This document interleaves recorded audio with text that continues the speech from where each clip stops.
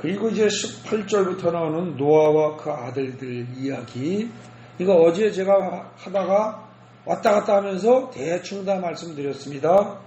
방주에서 나온 노아의 아들들은 셈과 함과 야벳이니 함은 가나안의 아버지라. 참고로 셈은 백인이에요? 황인이에요? 흑인이에요? 함, 야벳 어떻게 됩니까? 셈족이 이게 거의 황인종이라고 보시면 됩니다. 그리고 함족이 흑인 그쪽 계열이, 그리고 야벳이 백인, 그런 식으로 대충 보시면 됩니다. 예. 어떻게 할아버지한테서 그게 나오느냐 그런데 셈과 함과 야벳이 그러면은 셈과 함과 야벳 자신이 하나는 까맣고 하나는 하얗고 하나는 노랗고 그랬느냐? 꼭 그러지 않을 수 있습니다. 근데 그 자식에게서 나오는 애들이, 거기서 나온 자손들이 얼마든지 그렇게 나올 수 있습니다. 그것은 제가 길게 설명할 필요가 없고, 그 창조과학인가요? 거기 김명현이 유튜브 들어가서 김명현이 맞죠? 네, 그 이름을 치면은 그 창조과학회 교수로 그 사람이 그 교수님이 이 노아의 후손들이 생물학적으로 왜 이렇게 까맣고 하얗고 알록달록한 애들이 다 나올 수 있는가를 생물학적으로 설명하는 게 나옵니다. 일단 18절에 셈과 함과 야벳이 그렇게 흑인과 백인과 황인의 어떤 구분이 갈라진다는 걸 대충 알아두시고, 거기 셈이 함이 흑인이라는 걸 어떻게 아느냐? 지금 여기는 없습니다. 근데 얘네들이 나중에 퍼져서 한 지역 있죠. 그거를 꼼꼼히 따져보면 그 답이 나옵니다. 그래서 여러분들은 아니 함이 흑인종이래, 그걸 어떻게 알아? 그러니까 그거 유명한 신학 교수가 얘기했어. 그렇게 대답을 하면 그건 틀린 답입니다. 유명한 신학 교수가 얘기해서가 답이 아니고 성경 본문에 보니까 거기 나오는 게 그렇게 나오더라, 이렇게 다르죠. 그건 조금 이따 찾아보겠습니다. 어쨌든 지금 노아와 그 아들들 얘기해서 여기서 이제 18절부터 중요한 얘기는 뭐냐? 20절부터입니다. 노아가 농사를 시작하여 포도나무를 심었더니, 포도나무를 심었다? 그래서 포도주를 마시고 취해서 장막에서 벌거벗었다. 노아의 삶의 형편이 많이 낮은 모양입니다. 포도주를 마시고 취해서 퍼질 정도면 먹고 사는 문제는 걱정이 없을 만큼 됐다는 거예요. 근데 이게 홍수 이후에 얼마 안 가서 이런 일이 벌어졌다면 하나님이 은혜를 많이 베푸셨다는 얘기입니다. 아무것도 없는 황량한 어떻게 보면 땅에 농사 짓는 대로 농사 잘 되게 은혜를 베푸셨다는 뜻이에요. 그래가지고 먹고 살만하고 모든 것이 편안해지니까 이제 사람이 좀 마음이 해이해진 거죠. 그래서 포도주를 마시고 취하여 장막 안에서 벌거벗었다. 아마 이게 느낌상 이게 낮일까요, 밤일까요? 이거 아마 낮일 것 같아요. 그랬더니 가나안의 아버지 함은 둘째 아들입니다. 그 아버지의 하체를 보고 밖으로 나가서 그 두 형제에게 알림해. 다 아시죠? 셈과 야벳이 옷을 가져다가 자기들의 어깨에 메고 뒷걸음치고 들어가서 그의 아버지의 하체를 덮었으며 그들이 얼굴을 돌이키고 그들의 아버지의 하체를 보지 아니하였더라. 이렇게 했습니다. 근데 노아가 술이 깨어 그의 작은 아들이 자기에게 행한 일을 알고 이에 이르되 이랬습니다. 술이 깼어요. 여러분들 술 마셔보신 경험이 없으셔도 모르시나? 술 마신 사람 같으면 술 마시고 나서 다음날 술 깨면 어떻게 됩니까? 정신 차리기 바빠요. 그죠? 근데 이 사람이 술이 깨서 어떻게 됩니까? 깨고서 그 다음에 작은 아들이 자기의 행한 일을 알고 뭐라 그래요? 가나안은 저주를 받아 그의 형제들의 종들의 종이 되기를 원하노라. 잘못은 누가 했어요? 노아가 했어요. 그 다음에 만약에 잘못을 그 아들들 중에서 했다면 가나안이 했어요? 함이 했어요? 함이 했어요. 그런데 그 함의 아들인 가나안을 저주를 해요. 술 깨자마자. 우리식으로 말하면 이 저주가 뭐라고요? 망할 놈의 새끼라니까요. 이게 망할 놈의 새끼 이렇게 된 거예요. 그럼 망할 놈은 누구고? 함이고 그 새끼는 가나안이고 망할 놈의 새끼로 끝난 게 아니고 그러면 그건 감정적으로 순간 나오는 말이니까 했다고 쳐요. 그걸로 끝난 게 아니고 뭐라고 돼 있다고요? 형제의 종들의 종이 되기를 원하노라. 세상에 악담을 해도 형제의 종이 되기를 원하노라도 악담이지만 형제 종들의 종 또 그 종의 또 종이 되기를 원한대요. 이런 악담을 해도 됩니까? 이게 노아의 두 번째 실수입니다. 그런데요, 그 말을 하고서 이거는 지금 확인했다 칩시다. 이거는. 근데 그 다음에 참 재밌습니다. 26절에 또 이르되 하고 그 다음에 셈의 하나님 야훼를 찬송하리로다 하고서 그 다음에 가나안은 셈의 종이 되고 하나님이 야벳을 창대하게 하사 셈의 장막에 거하게 하시고 가나안은 그의 종이 되게 하시기를 원하노라. 이쯤 되면 이건 뭡니까? 처음에 25절에서 나온 이 저주는 독백이라면 자기 혼자 푸념하듯이 독백이라면 지금 26절에 또 이르되 하고 나오는 이 말은 독백이에요? 기도예요? 이건 거의 기도에 가깝다는 겁니다. 단순한 독백이 아니라는 거죠. 앞에 말이랑 내용은 거의 같되 성격이 좀 다르죠. 셈의 하나님 야훼를 찬송하리로다. 그리고 하나님께 영광과 찬송을 올려드립니다 하고서 나오는 말이라면 이건 기도로 봐야죠. 자, 이렇게 되면 어떻게 됩니까? 노아의 실수는 아까 뭐였다고요? 8장에서 홍수가 진행되는 상태에서 그거 뭐 보내고 잔머리 굴리면서 하면서 비둘기 보내고 뭐 보내고 하면서 집단에 해도 아무 효과도 없는 짓을 자기 스스로 하려고 했다는 것 하나. 근데 아주 미미해서 잘 안 보여요. 정확하게 볼 수 있는 눈이 없으면 안 보입니다. 이것 하나. 그 다음에 두 번째 뭐예요? 하나님이 풍성하게 은혜를 퍼부어주었더니 그걸로다가 포도농사 잘 된 거 가지고 기껏 술 퍼먹고 지가 실수한 거죠. 근데 그거는 실수라고 치잔 말이죠. 근데 가장 결정적인 실수는 뭐예요? 그 아들 함과 그 손자 가나안을 저주한 거죠. 근데 그것도 두 단계에 걸쳐서 합니다. 술 깨자마자 홧김에 그건 그랬다 치더라도 세상에 또 이르되 하면서 하나님을 찬송하리로다 해놓고선 그 다음에 또 할 건 또 뭐냐는 거죠. 근데 그 다음에도 어땠습니까?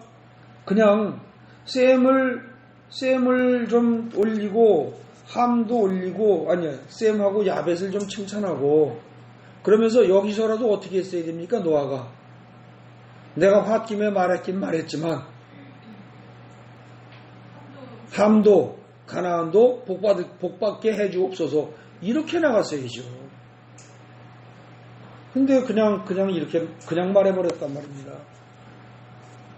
근데 이제 이렇게 기도하고 말로 뱉고 자 인류의 어떻게 보면 원조인 셈이에요 이제. 그러고 하나님과 동행하고 의인이라고 인정을 받았고 그랬던 이 사람의 말은 엄청난 효력을 발휘합니다. 그 결과 어떻게 되느냐 10장에 보면은 거기 자손들이 어떻게 되나 살펴봅시다. 10장 1절에 홍수 후에 그들이 아들들을 낳았으니 야벳의 아들은 어찌 보면 전체적으로 큰 영향력을 미치지 못하는 가장 미약한 존재인 야벳부터 이야기합니다. 성경이 말하는 방식이 그래요. 대체로. 그러니까 야벳의 아들은 누구다?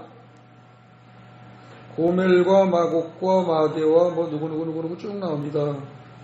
근데 거기서 여러분들이 무슨 이름 이거 나중에 성경 읽으면서 신구약 읽으면서 이게 기억나는 이름들이 있어요? 거긴 별로 없습니다.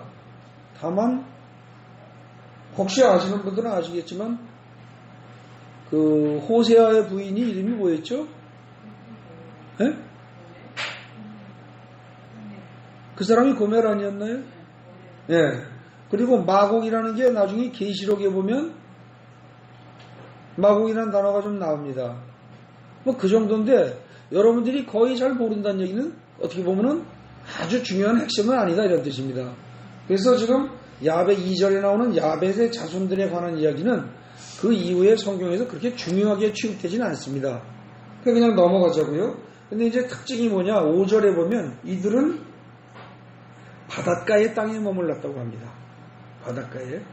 근데요, 잘 살펴보십시오. 5절에서 야벳의 자손들은 바닷가 땅으로 갑니다. 그 다음에 6절에 보십시오. 함의 아들은 4명이 나와요. 구스, 미스라임, 붓, 가나안 4명이 나와요. 근데 얘네들이 어디로 다 가느냐? 얘네들이 평원을 차지합니다. 구스의 아들은 스바와 하일라와 뭐뭐 이렇게 쭉 나옵니다. 여러분들 저거 기억나십니까? 구스와 스바 그런 말 기억나세요? 구스와 스바를 주고서 내가 너희를 건졌다 이런단 말입니다. 이게 구스와 스바가 어디예요? 네, 이디오피아 이집트 이쪽입니다. 구스가 이게 이집트 이디오피아 그쪽 땅이에요. 그래서 근데 그쪽에 사는 사람들이 까맣잖아요. 그래서 이제 이런 것 때문에 함의 자손들이 흑인이다. 예, 요 추정을 하는 겁니다. 여기에요. 예. 근데 꼭 그렇게만 볼 수는 없습니다.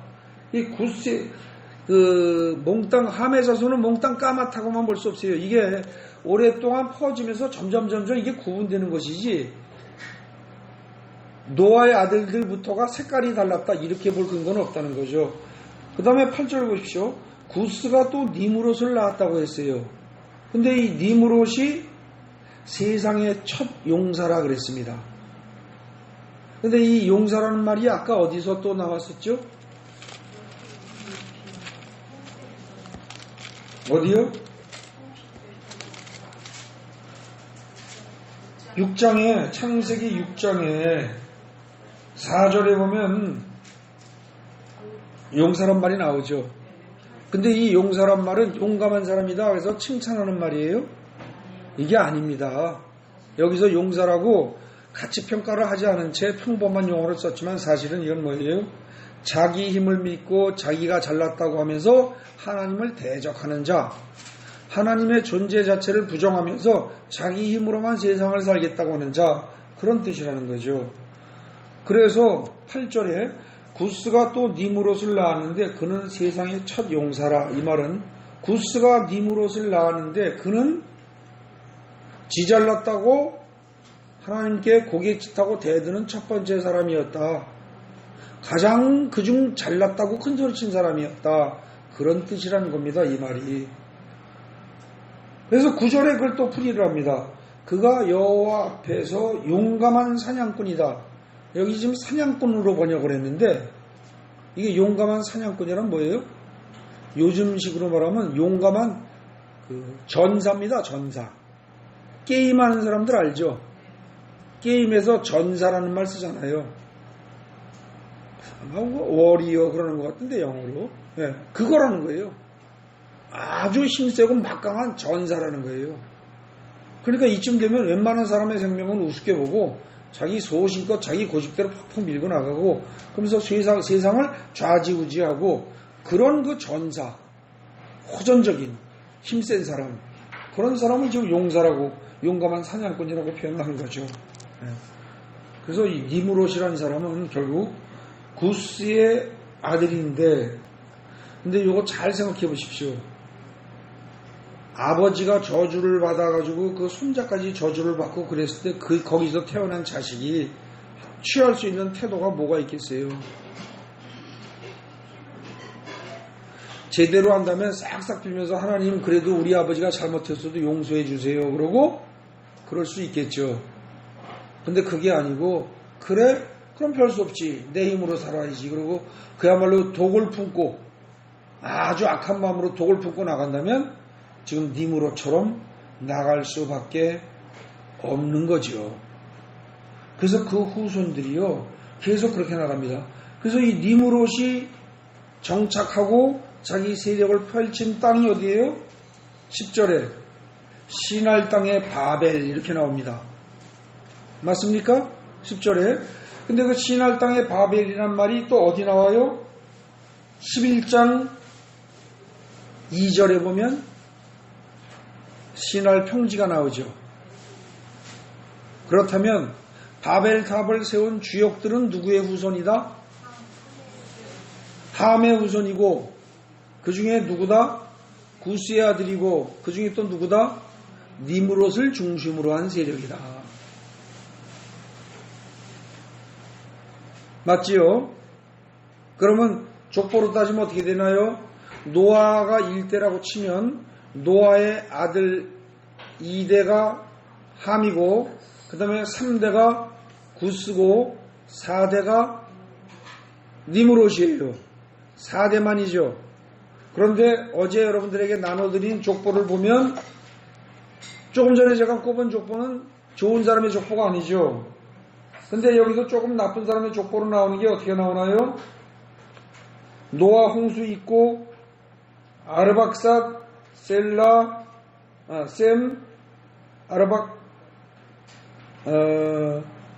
아르박삿 셀라 에벨 벨렉에 와서 세상이 나뉘었다고 그랬죠. 맞습니까? 역시 4대죠. 비슷하죠. 그걸 노아부터 따진다고 하더라도 개수가 어떻게 돼요? 한 대 정도밖에 차이가 안 나요. 셈에서부터 따지면 셈과 거기서 셈 하나, 아르박사, 셀라, 에벨, 벨렉해서 벨렉이 5대째죠. 셈부터 따지면. 근데 지금 여기서는 함에서부터 따지니까 함, 구스, 니무롯, 함, 구스, 니무롯. 여기 3대긴 하네요. 그죠? 그래도 2대밖에 차이가 안 납니다. 근데 이때쯤 와가지고 결혼은 연령이 빨라지죠. 빠른 사람도 있고 늦게 든 사람도 있어요. 그러다 보면은 결국은 이게 나쁜 사람으로 말하면 니무롯 정도 시대에 좋은 사람의 계보로 말하면 에벨벨렉이 같이 살았던 거죠. 근데 이 연표에 의하면 그렇게 해서 홍수가 나는 기간은 노아의 홍수 이후에 그 바벨탑이 무너지는 사건은 100년, 딱 100년밖에 안 걸린다는 거죠. 신할 땅 바벨이라는 말이 나오는데 그 신할 땅 바벨이 11장으로 가면 신할 평지에 바벨탑을 쌓는 장소죠. 그래서 장소만 연결시킬 것이 아니라 사람을 연결시켜보면 결국 니무롯이 용감한 사냥꾼이다. 그런데 그 니무롯의 후손들이 신할 땅 바벨론에 바벨탑을 쌓은 장본인들이다. 거기까지 살폈습니다. 그리고 11절에 보면 아수르 나오죠. 니느웨 나오죠. 여러분들이 잘 몰라도 아수르가 나중에 어떻게 됩니까? 바벨론을 멸망시킨 나라죠. 굉장히 강한 세력입니다. 또 니느웨도 요나서에 나오죠. 니느웨에 가서 전해라. 굉장한 강대국입니다. 그때 당시 이스라엘 민족을 식민지 지배하고 있던 강대국이죠. 그리고 이제 12절에 보면은 거기 큰 성읍이라는 말이 나오고요. 13절에 또 미스라임 나오고, 이렇게 해서 이 사람들이 큰 성읍을 이루고 굉장히 그 막강한 세력을 형성하고 그걸 유지해 나갔다는 것을 지금 얘기하고 있습니다. 그 다음에 이제 15절에 보면 가나안은 그러니까 셈과 함과 야벳 중에서 함의 아들 가나안 얘기가 또 나옵니다. 저주받았던 사람입니다. 근데 그 아들이 시돈과 헷을 낳았다. 시돈은 신약성서에도 나오죠. 어디 나와요? 두로와 시돈 그럴 때 시돈 그 지역이라고 보시면 됩니다. 그 다음에 헷이라는 게 이 헷 족속이라는 게 히타이트입니다. 이게 굉장히 포악하고 굉장히 강력한 제국을 이뤘던 그런 족속입니다. 이 헷이. 그래서 지금 여기 나오는 사람들은요, 이 함의 자손들은 자관 그때 당시에 온 세상을 다 쥐고 흔들었던 아주 강력한 후손들이다, 그런 얘기예요. 그 다음에 이제 19절에 보면은 가나안의 경계는 시돈에서부터 해서 소돔과 고모라 얘기가 나옵니다. 그러니까 거기 소돔과 고모라 지역에 사는 사람들도 다 뭐예요? 함의 자손들입니다. 넓게 보면. 그러니까 이들이 중근동에 평지에 굉장히 널리 퍼져 살면서 굉장한 세력권을 형성하고 있었다는 거죠. 그에 비하면 21절에 이제 셈의 큰아들의 후손들이 나옵니다. 거기는 에벨 온자손의 조상이요 뭐 이러면서 쭉 나오긴 하는데 뭐 어떻게 했다라고 크게 뭐가 없어요. 우리가 좀 기억할 만한 이름이 22절에 보면 뭐가 나와요? 아수르 이거 하나 나오고요. 그 다음에 뭐가 나옵니까? 아람이라는 거 기억나세요? 아람. 지역적으로는 큰 나라를 이룬 적은 없어요. 그죠? 특별히 그런 거 언급은 없습니다. 다만 아람어라고 해서 예수님 당시에 일반적인 공용어처럼 널리 쓰이던 이스라엘 백성들을 비롯해서 그 일대 널리 쓰이던 언어가 아람어입니다. 네. 그리고 거기서 또 조금 뭔가 아는 글자가 나오는 게 뭐가 있을까요? 23절에 우스 기억나십니까? 어디서 본 기억이 나요? 그렇죠. 욥기에서 우스 땅에 욥이라는 사람이 살더라 이러고 나옵니다. 그러니까 이 우스는 욥이라는 사람이 살던 이 우스는 누구의 후손이라고요? 셈의 후손입니다. 그러니까 결국 그 우스 땅에 살던 욥도 셈의 후손으로서 믿음의 계보를 이어나간 사람 중에 하나란 뜻입니다. 그 다음에 뭐 특별히 다른 이름들 훌륭하다고 할 만한 이름이 없어요. 그랬다가 다만 25절에 와서 벨렉이라고 에벨이 두 아들을 낳고 하나의 이름을 벨렉이라고 했는데 벨렉이라는 말의 뜻이 여러분들이 가진 성경의 밑에 각 주에 보면 나눔, 분리 이런 뜻이란 말입니다. 그때 세상이 나뉘어졌다 그랬어요. 그런데 이때 세상이 나뉘어졌다는 이 말이 무슨 뜻이냐? 이게 창세기 11장 이야기라는 거죠. 바벨탑 사건으로 다 흩어버린 거. 특히 11장 8절에 보면 뭐예요? 흩으셨으므로 이런 말이 나오죠. 이것과 같은 겁니다. 그 점을 기억하시고 그리고 제가 어제 오늘 뭐 몇 차례 말씀드렸습니다. 11장 전체의 바벨탑 사건은 노아의 홍수 이후 정확히 100년 만이다. 얼마 안 걸렸다는 거죠. 그런데 이때 이 바벨탑을 쌓은 사람들 아까 오늘 본문의 대로 본다면 어디에요?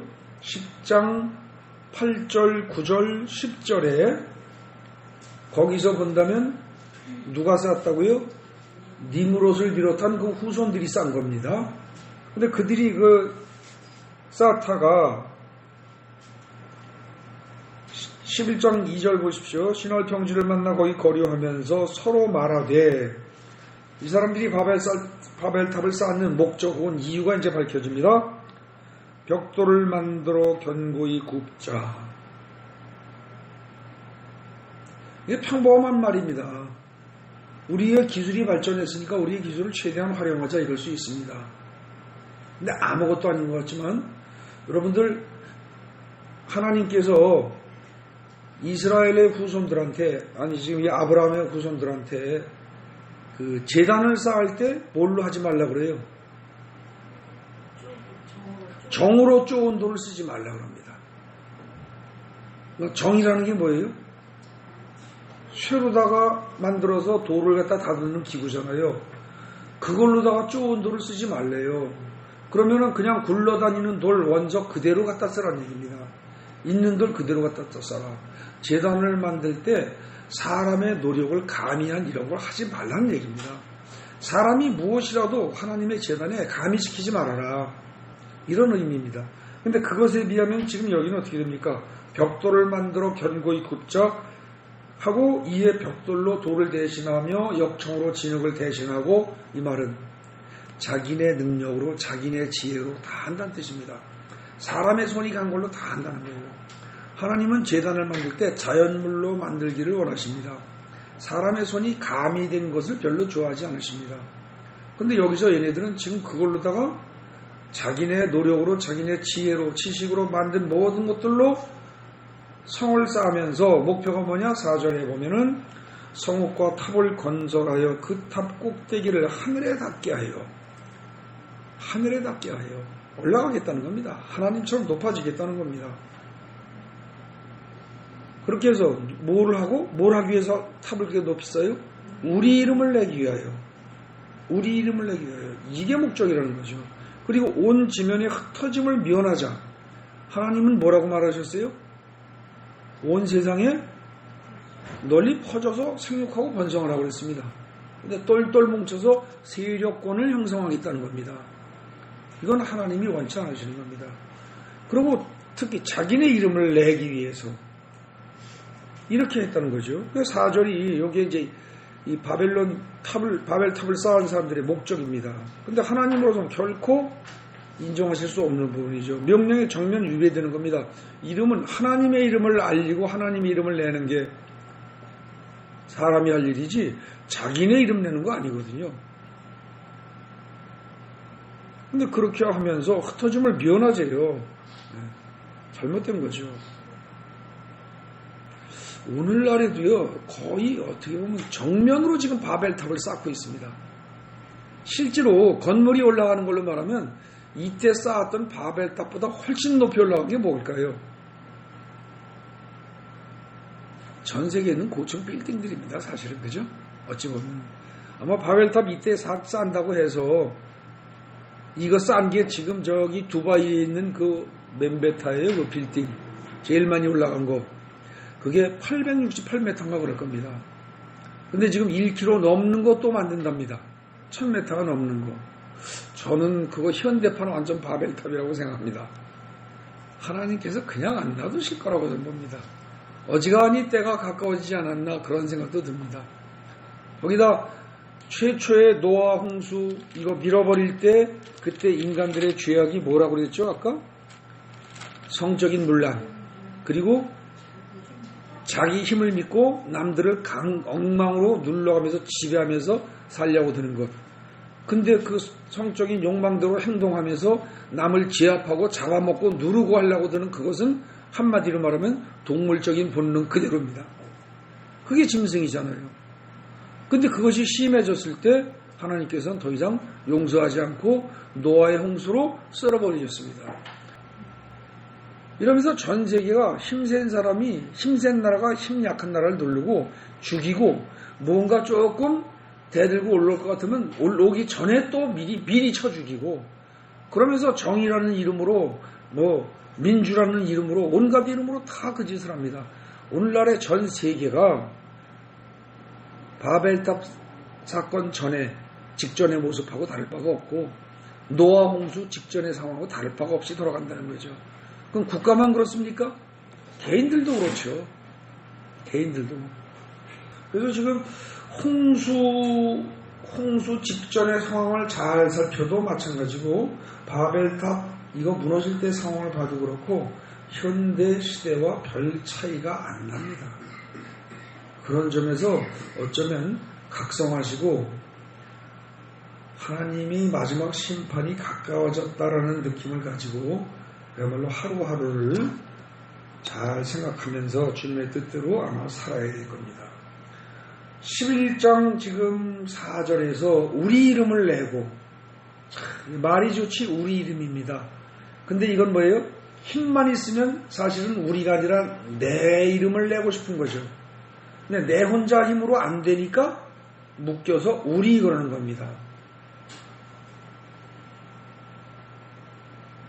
전부 이거 목표로 합니다. 그죠? 자기 잘 먹고 잘 살라고, 자기 이름 유명해지려고, 전부 이거. 이게 오늘날 세상에도 그대로 목표가 됩니다.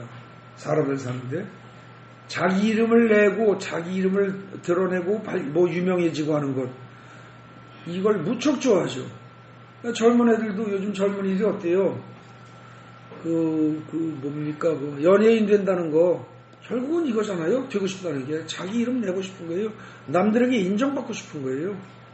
근본으로 파고 들어가면 그겁니다. 삶에 특별한 다른 목적이 있는 게 아니고 자기 이름 내고 인정받고 부유하게 살고 자기가 생각하기에 멋있게 자기가 생각하기에 좋게 이렇게 산다는 거죠. 네. 정말 이래도 되는가? 근데 하나님께서는 이걸 그냥 안 놔두시는 거죠. 그래서 결국은 흩으십니다. 흩으시면서 8절에 보면 흩으신 결과 그 결과 어떻게 돼요? 도시를 건설하길 그쳤더라. 성경대로 하면은요, 이 거대한 도시 만드는 거 하나님이 원하시는 거 아닙니다. 서울도 지금 1000만이 넘죠. 대한민국 인구가 5천만이라고 한다면 5분의 1이 한 도시에 모여 있습니다. 이렇게 모이면 어떻게 돼요? 범죄가 생길 수밖에 없습니다. 이게 뭐 심리학자들이 심리학 초기에 실험한 건데요. 쥐들을요, 그냥 쥐를 넓은 공간에다가 듬성듬성 놀 수 있도록 이렇게 넣어놓으면 쥐들이 그냥 잘 삽니다. 근데 좁은 공간에 쥐들을 몰아놓으면 얘들이 어떻게 돼요? 성질이 굉장히 날카로워지고 난폭해지고 그러다가 서로 물어뜯고 싸웁니다. 좁은 공간에 모아놓는다는 자체로 악해지는 겁니다. 스트레스 받아서. 근데 사실 1000만이 넘는 이 거대한 도시라는 건 하나님의 뜻대로 돌아가기 쉽지 않습니다. 이건 어찌 보면 바벨탑은 위로 올라가려고 든다고 해서 문제라고 해서 하나님이 무너뜨리셨는데 오늘날의 바벨탑은 위로 올라가는 것도 올라가는 거지만 옆으로 거대하게 퍼진다는 거죠. 그래서 지금 거기서 뭐예요? 우리 이름을 내고 온 지면에 흩어짐을 면하자. 흩어짐을 면하자. 그 결과 지금 거대 도시가 생겨난 건지도 모릅니다. 우리는 아무렇지도 않게 도시 생활을 좋게 보고 하지만 아마 하나님도 그러실까? 생각해 볼 필요가 있습니다. 제가 이 말씀을 드리는 이유는 무엇이 옳다 그르다를 우리 입장에서 판단을 하고 들지 말고 가능하면 하나하나를 우리가 평범하게 생각했던 그런 것들도 하나님의 입장에서 어떻게 보시는가, 어떻게 보실까를 생각해 보자는 겁니다. 물론 우리 인간 입장에서 보면은 이렇게 거대 도시가 생겨날 수밖에 없는 여러 가지 필연성이 있고 이유가 있습니다. 논리가 달 수 있습니다. 그러나 그런 것만 내세우지 말고 우리의 생각도 하지만 하다가 간혹 가다라도 하나님은 어떻게 보실까? 이 생각을 여러분들이 해볼 수 있기를 바랍니다. 어찌 보면 사실 바벨탑 이야기는요, 뭐 그렇게 큰 죄에 저지른 것 같지도 않은데 하나님께서 굉장히 지레 겁먹고 일찌감치 들어와서 초전에 박살낸 것 같다 이런 느낌이 들기도 합니다. 크게 다른 죄진 것 같진 않잖아요. 그죠? 그럼에도 불구하고 이거는 탑을 쌓아서 하늘 꼭대기까지 올라가겠다. 하나님과 동등한 위치까지 올라가겠다. 이런 식의 간접적 표현이기도 합니다. 그렇게 하면서 절대 흩어지지 말자. 그리고 탑을 쌓았다는 자체가 뭐예요? 이제 홍수가 와도 우리는 홍수의 끄떡없을 만큼 올라가겠다. 이런 뜻이기도 합니다. 그것까지 생각한다면 이거는 반역입니다. 하나님에 대한 또 다른 반역입니다. 하나님이 또 해봐도 우리는 이제 이길 수 있어. 홍수 또 보내도 난 이길 수 있어. 이런 식이라는 거죠. 하나님은 용납 안 하시고 다 덮어버립니다. 셈의 족보에서요. 10절에 보면 홍수 2년에 아르박삿을 낳았고 그러니까 홍수 끝나자마자 아르박삿이 태어났다 이렇게 생각하시면 된다는 거죠. 그렇게 기억하시면 연대표 계산하기가 쉽습니다. 그리고 뭐 나머지는 그냥 족보 쭉 읽어보시고 그 홍수 이후에 지난번에 이 표를 나눠드리고 제가 이거 설명하면서 어제도 오늘 아침에도 설명하면서 강조했던 건 노아가 언제까지 살았다고요? 노아가 기원전 1998년까지 살았으니까 그것이 아브라함이 죽기 몇 살 전까지? 아브라함이 58세까지 노아가 살았다는 사실을 잊지 마시라는 거죠. 그럼 아브라함이 거의 환갑이 될 때까지 환갑 2해 전까지 노아가 살았으면 노아가 자기가 그동안 보고 듣고 겪었던 이야기들, 그죠? 그리고 노아가 그 조상 에노스로부터 들었던 이야기들을 다 아브라함에게 전할 수 있을 환경이었다는 겁니다. 실제로 만나서 전했는지 안 전했는지는 기록이 없습니다. 그러나 장손의 집안으로 믿음의 계보의 집안으로 그 역대의 어른들이 쭉 모여 살았다고 한다면 충분히 전해질 가능성은 있는 거죠.